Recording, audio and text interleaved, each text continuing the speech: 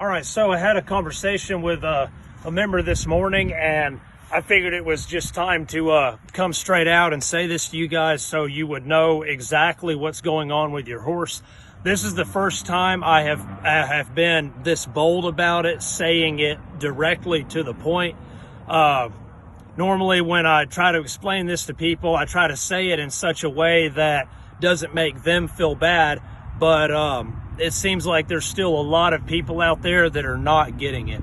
So this is the main thing. Whether your horse is doing things really good or really bad, that it doesn't matter. But you have to know that everything he does good is because of things that have been done when people have been working with him and training him. Everything he does that you do not like is because somewhere along the way, whether it was you or a previous owner or a lot of little things that were done or not done, and then over a period of time all came together to cause big problems.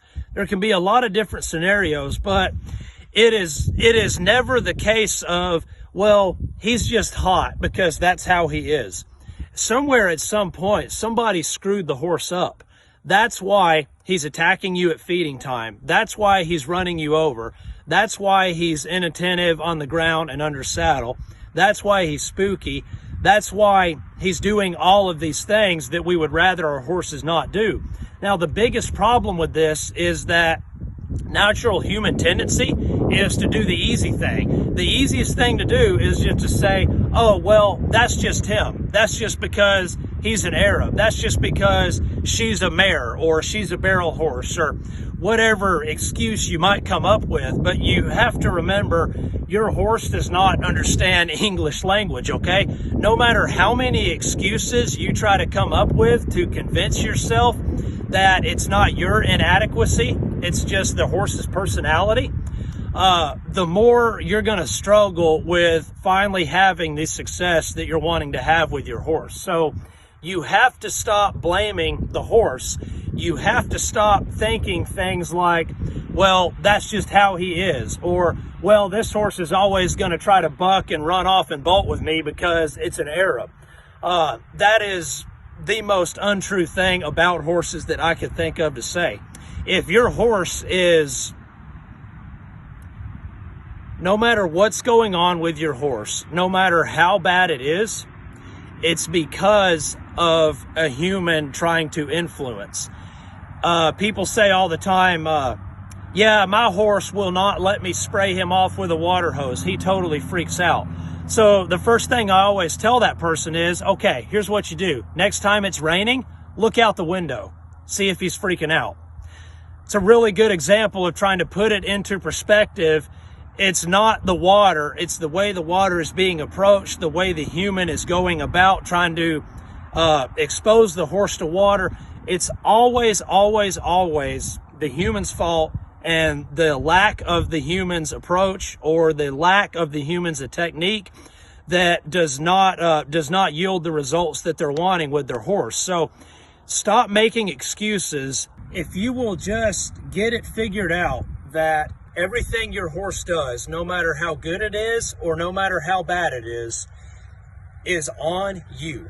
If it was not for us, they would be standing out in the pasture grazing, and he would never buck when you put a saddle on him because he would never even have been brought up here and saddled in the first place.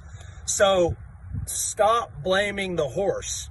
A horse is the most moldable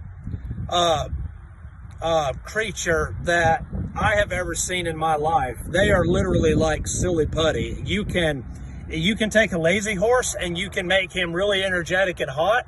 You can take a hot horse and you can make him a kid's horse.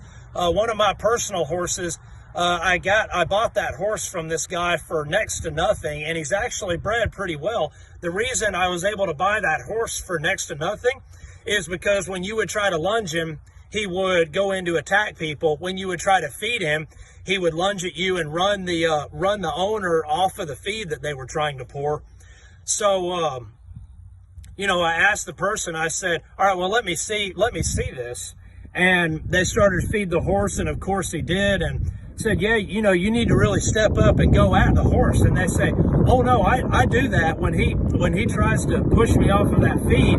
I really go after him. And I say, well, do it again and go after him, show me you doing what you think you need to do. So the horse pinned its ears and walked towards him. And, he had his ears laid back, and he wasn't literally trying to attack them, but he had his ears back and he was walking right towards them. They poured the grain and they said, okay, well, see, since he's not running at me, trying to bite me, that I'm gonna give him his feed.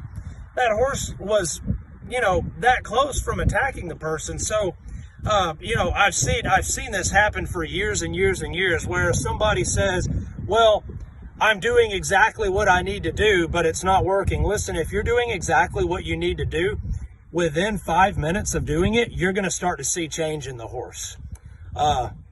So stop blaming the horse. You have to step up to the plate, and you have to take the time that it takes to learn how to communicate with these animals so you can start having the results that you want.